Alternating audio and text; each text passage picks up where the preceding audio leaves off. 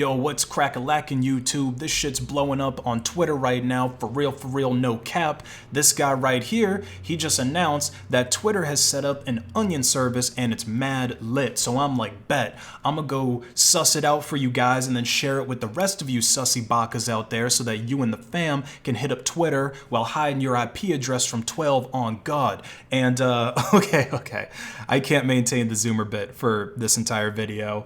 But yeah, Twitter has an onion service now, and they're apparently using this enterprise onion toolkit to run it that this guy developed.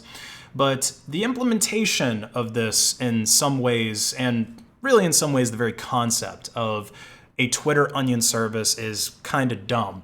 Not because they're using this guy's toolkit, okay? I'm sure that it's perfectly fine. I mean, I haven't personally looked into it, but it's kind of the concept of a Twitter onion service that's a little bit stupid. And of course, there were some things that Twitter did when setting it up that don't really make a whole lot of sense. It's almost as if Twitter doesn't understand how Tor works. So a lot of people use Twitter, right? They have their real email address connected to it and their real phone number. And a lot of them also have selfies as their profile pics, like this Alec Muffet guy right here. A lot of people also fill out their bios to tell people, you know, where they work or, you know, what they do as a career. They'll also tell you roughly what city or what country they are living in and also what their hobbies are. And then they might also connect some of their other social medias or their personal websites to their Twitter. And if you were to look at the post of a Twitter addict, like if you were to stalk somebody on Twitter, you could probably very quickly figure out where they live, or at least where their stomping grounds are, probably down to a city block. That's actually how a lot of people get doxxed on Twitter. It happens every single day. So obviously there is a lot of personal information that people voluntarily put onto their Twitter that could potentially be used by, well, really anybody to de-anonymize you, figure out where you are, where you live, what your hobbies are. And I guess in a way that's kind of the point of social media. And if that is the point, or at least if that is how you use your social media, then going through an onion service to try and be anonymous is pretty pointless. There's no reason to mask your IP address and then bounce it off of 3 international servers when every morning you tweet a picture of your favorite latte at your favorite coffee shop at the same time.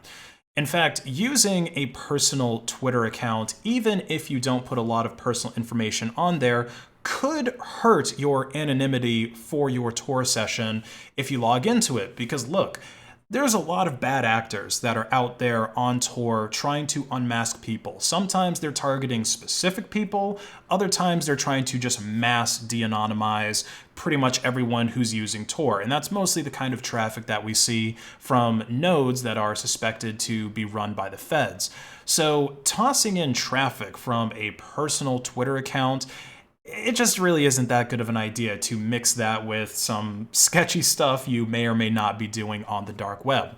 So the only way that we can even begin to start even using Twitter in an anonymous way is to just keep absolutely everything on Tor. So this means that you're going to have to make a separate account with a separate email using Twitter's onion service, and you're going to have to never post any personally identifiable information onto that account, and you have to make sure you never use it on a clear web connection. The moment that you start doing that, or that you break any of those rules, the anonymity of your Twitter account is going to be ruined forever. So let's see if that is even possible to do. I've got Twitter's hidden service open up right here in Tor.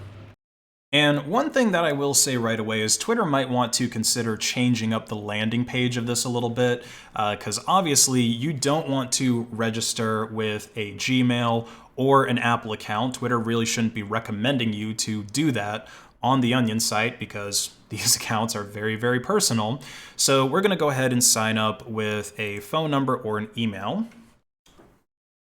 And you actually don't want to sign up with your phone number because I think Well, I remember when I was making the video about anonymous SIM cards and how to get an anonymous phone number that a lot of you were saying that these things aren't even possible to do in Europe, and I think people in some other countries or other continents rather were saying the same thing. So maybe it's only possible in the United States to get a SIM card anonymously, you know, using cash, and then you obviously take additional OPSEC measures to not have that phone go online around the same time as your personal phone. But yeah, basically, unless you really know what you're doing and that you're truly able to get an anonymous phone number, you got to use email. And as you'll see soon, that's where the problems are going to start coming up.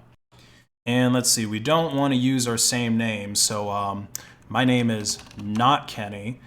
And it's probably better to use some kind of onion email service or some kind that you can access from an onion service. Now, don't go asking me whether or not this is going to be the best onion mail or whatever. I mean, honestly, you should just look into how email works, because there really isn't any email that's truly anonymous. So sure, we'll do that. And next. And we'll sign up. Okay, so we have to get our verification code. Let's see if they actually send it. That's kind of question number one. Will they actually send it to us? And yes, they did. So this email service isn't blocked by Twitter.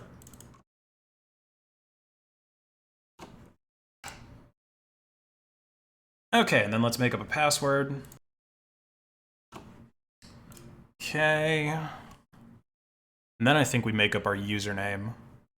And, oh, okay. So they're already requiring a phone number. I was at least able to get in the last time I tried this, but yeah. So you can see they're requesting, or they're requiring me to put in a phone number. Let's see if maybe I can get around this.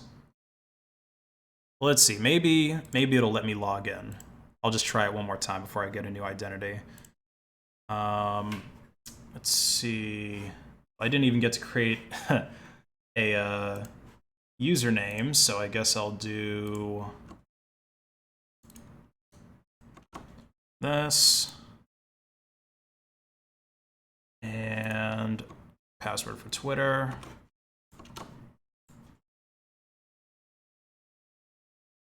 Okay, let's see if I can do it with DNMX. That's one that I tried it out with a little bit earlier.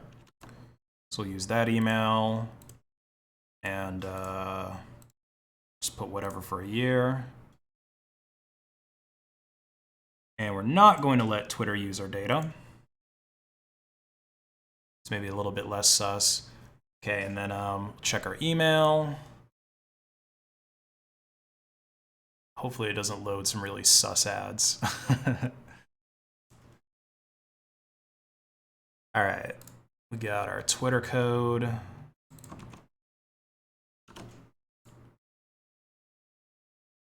And again, it's telling us that something went wrong. So you can see, like, this really isn't something that you can sign up for, at least not without giving Twitter your phone number. And Twitter's been like that for a long time. They basically block, or not really block, but they add these restrictions to anybody who's connecting over Tor. In fact, I think it's the same thing on the ClearNet these days, where you have to use a phone number, and this is to prevent people from just creating a whole bunch of different spam accounts. Even though it's not very effective. I mean, if you've gone to Twitter, you know there's a whole bunch of bots and all sorts of automated nonsense that goes on Twitter. Plus, the people who use it a lot of the people who use it might as well be bots anyway. And also, while we're talking about how dumb this service is, why is it that they're using HTTPS? Okay, there's no reason to use HTTPS on an onion service on Tor, because Tor is already using an encrypted connection. In fact, it seems like the only people on Tor that actually do this is big tech. Okay, the only sites I can think of off the top of my head that have onion services with HTTPS belong to Twitter, Facebook, and Proton Mail. It's like they don't do any basic research into Tor when they go ahead and set up their site. And then, of course, I mean, this one is just obvious, but of course, none of this works if you turn off JavaScript. See? So it's not really compliant with Tor at all. They basically just tried to cram their same spooky ass service into an Onion service without taking any time to do any research about how the Tor network actually works. Now, the reason that Twitter is doing this seems to be because Russia is apparently blocking Twitter for a lot of its citizens. Okay, big tech started off by banning Russia from all their services, and now Russia is trying to ban the rest of big tech from their country. So I guess that they're going to end up creating their own Ruski net or something like that, which actually sounds kind of cool. One of you Russians should give me a proxy into Ruski net so I can check it out for myself. But anyway, to get around this, the Russian government banning Twitter, they just launched an Onion service, which is a lot harder, obviously, for the Russian government to block. But as I already explained, signing into it with your personal Twitter account, which is pretty much going to be the only option for you because it's such a pain in the ass to create one over Tor, it isn't actually going to be anonymous. And if things got really bad, the Russian government could still pretty easily figure out who, which one of their citizens are on Twitter, and then they could do something to you, maybe throw you in jail if they decide to make using Twitter illegal. And as you just saw, creating this new Twitter account over Tor is pretty much impossible, so this really isn't something that you can do anonymously from the get-go unless you actually live in a country where it's possible to get anonymous phone numbers. And even then, there's a whole bunch of OPSEC problems that come with having an anonymous phone and using an anonymous phone number. Maybe it would be possible to set it up with email only if you used a Gmail account. Like I said earlier, I was actually able to create a Twitter account with a DNMX email address, and I was able to send one tweet, but then when I refreshed Twitter, or maybe it just refreshed me automatically, it brought me to that page where it says, oh, you need to enter a phone number so that you can continue with this account, and that's obviously not in a way to really use it anonymously. So maybe you could get away with this longer if you used a more, legit email service like Gmail or something like that. But Gmail accounts themselves are pretty much impossible to create as well, at least without a phone number. And especially on Tor, I don't even think they'll let you create one at all on Tor.